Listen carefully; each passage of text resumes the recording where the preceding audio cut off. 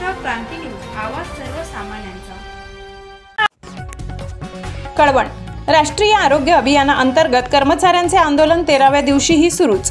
कळवण उपजिल्हा रुग्णालय येथे राष्ट्रीय आरोग्य अभियान अधिकारी व कर्मचारी एकत्रीकरण समिती महाराष्ट्र राज्य यांच्या वतीने सुरू असलेले आंदोलन आज 13व्या दिवशीही कळवण उपजिल्हा रुग्णालयात कायम आहे। आपल्या विविध प्रलंबित मागण्यांसाठी हे कर्मचारी गेल्या अनेक दिवसांपासून ठिय्या मांडून बसले आहेत। आंदोलनकर्त्यांनी सांगितले की कोरोना काळात आम्ही जीवाची पर्वा न करता निस्वार्थ सेवा दिली, मात्र आजही शासन आमच्या न्याय मागण्यांकडे दुर्लक्ष करत आहे। जोपर्यंत मागण्यांची अंमलबजावणी होत नाही तोपर्यंत हे आंदोलन सुरूच राहील। दरम्यान आंदोलनामुळे उपजिल्हा रुग्णालयातील सेवांवर काही प्रमाणात परिणाम होताना दिसून येत आहे। रुग्णांना आवश्यक सुविधा मिळण्यात अडथळे निर्माण होत आहेत। या आंदोलनाला स्थानिक पातळीवरही पाठिंबा मिळत आहे। आदिवासी संघटनेचे पदाधिकारी सुदाम भोये यांनी आंदोलनस्थळी भेट देऊन कर्मचाऱ्यांच्या समस्या जाणून घेतल्या। तसेच माजी जिल्हा परिषद अध्यक्षा जयश्री पवार यांनी दूरध्वनीद्वारे आंदोलनकर्त्यांशी संवाद साधून तुमचे म्हणणे मी आमदार नितीन पवार यांच्याकडे तात्काळ मांडेल व लवकरात लवकर तोडगा निघण्यासाठी प्रयत्नशील राहील असे आश्वासन दिले। शिवाय दिंडोरी लोकसभा मतदारसंघाचे खासदार भास्कर भगरे यांनी देखील आंदोलनकर्त्यांशी भ्रमणध्वनीद्वारे चर्चा केली व त्यांच्या मागण्यांबाबत सकारात्मक भूमिका व्यक्त केली आहे। आंदोलनकर्त्यांच्या म्हणण्यानुसार शासनाने तातडीने मागण्या मान्य करून योग्य तो निर्णय घ्यावा, अन्यथा लढा आणखी तीव्र करण्यात येईल।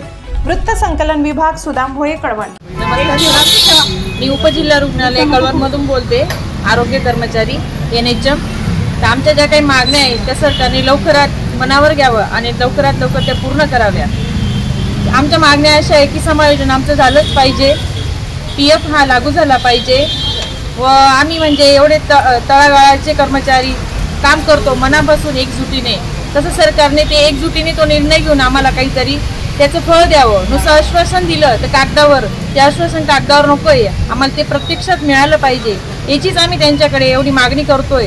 त्याच्यासाठीच आम्ही इथं बसलेलो आहे। ती मागणी आजही पूर्ण झाली तर आम्ही रुग्णांच्या सेवेसाठी तत्परच आहोत, राहणारच आम्ही, एवढंच बोल। धन्यवाद। नमस्कार मॅडम, आपण आज या ठिकाणी हा काही तुमचा मोर्चा या ठिकाणी बसवलेला आहे, तर त्याची प्रमुख मागणी काय आहे?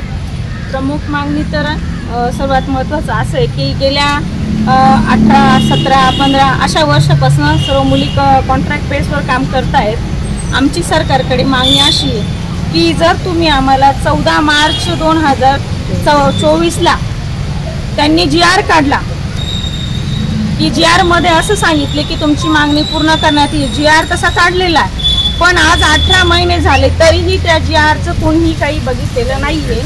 तर सरकारकडे आमचं एकच म्हणणं आहे की आमच्या मागण्या कमीत कमी आमच्या 18 मागण्या आहेत, 18 पैकी तुम्हाला जेवढ्या मागण्या पूर्ण करता येतील तेवढ्या आमच्या मागण्या पूर्ण व्हायला पाहिजे, समायोजन झालं पाहिजे।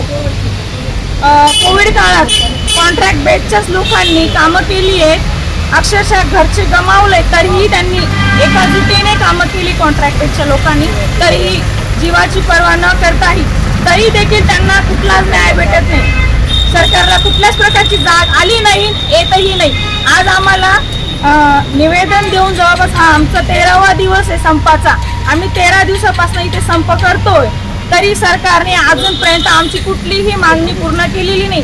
सरकारला आमचं एवढंच सांगणं आहे, जोपर्यंत आमच्या मागण्या पूर्ण होत नाही तोपर्यंत आम्ही संप मागे घेणार नाही। मॅडम, तुम्ही या ठिकाणी किती वर्षापासून काम करतात आणि कोणत्या क्षेत्रात तुम्ही या ठिकाणी काम करतात? आम्हाला स्पेशल म्हटलं एसएनसी युनिटला अत्यावश्यक सेवेला आम्ही जेवढे कर्मचारी आहेत त्यांना 3 वर्ष जवळपास पूर्ण होतील व 4थं वर्ष चालू होईल। एसएनसी युनिटमध्ये आम्ही आमचे स्वतःचे मुलं बाळ घरी सोडून इथे सेवा देतो।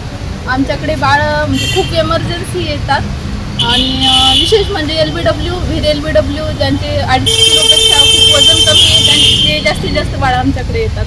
तर त्यांना आम्ही स्वतःच्या मुलाप्रमाणे सेवा देतो, म्हणजे सांगायचं म्हणजे तर हाताच्या खोडाप्रमाणे आम्ही त्यांना सेवा देतो व त्याची काळजी करतो।